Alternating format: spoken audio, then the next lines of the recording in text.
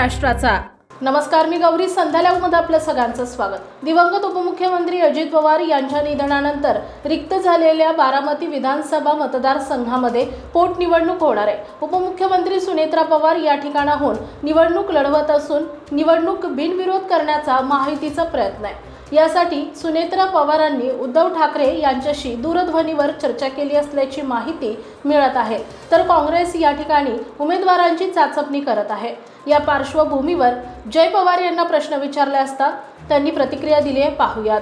पोटनिवडणूक लागलेली आहे, कसं बघताय निवडणुकीकडे? बिनविरोध जे आहे ते आव्हान केलं होतं, पण सध्या परिस्थितीत तरी तशी परिस्थिती आज तुम्ही बघितलं असेल तर आजोबा म्हणजे पवार साहेबांचं पण एक बातमी आली की ते पण आग्रह करतायत बिनविरोध व्हायला पाहिजे।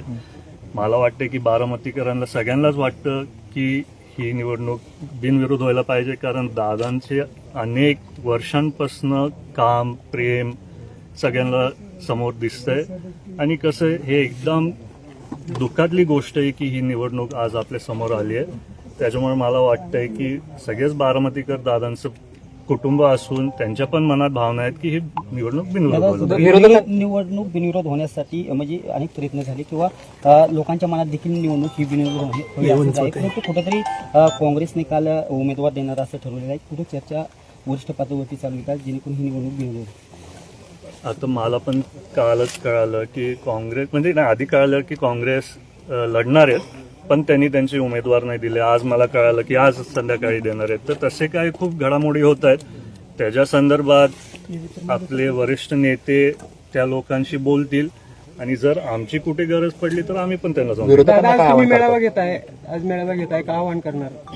मेळावा नाहीये, आज आमची बैठक आहे, आमच्याच पक्षाची बैठक आहे।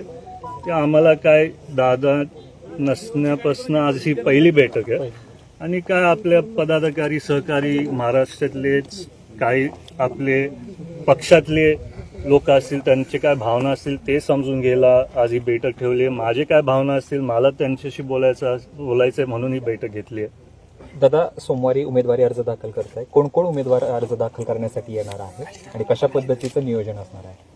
कोण कोण उमेदवार उपस्थित कोण राहणार आहे अर्ज भरण्यासाठी? आता तरी मला माहिती आहे की भुजबळ साहेब, हसन मुश्रीफ साहेब, सुनील तटकरेजी, प्रफुल्लभाई, सगळेच पक्षातले मोठे नेते असतील नाही तर सगळेच आमदार वगैरे सगळेच येणार आहेत, तेवढी मला माहिती आहे। मुख्यमंत्री येणार असं देखील आता समजते।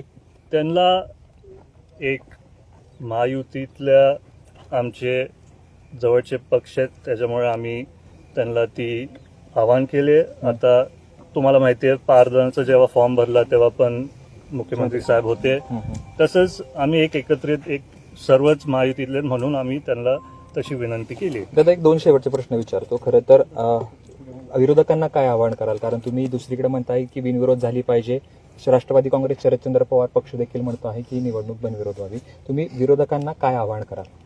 मी विरोधकांना काहीच आवाहन करणार नाही।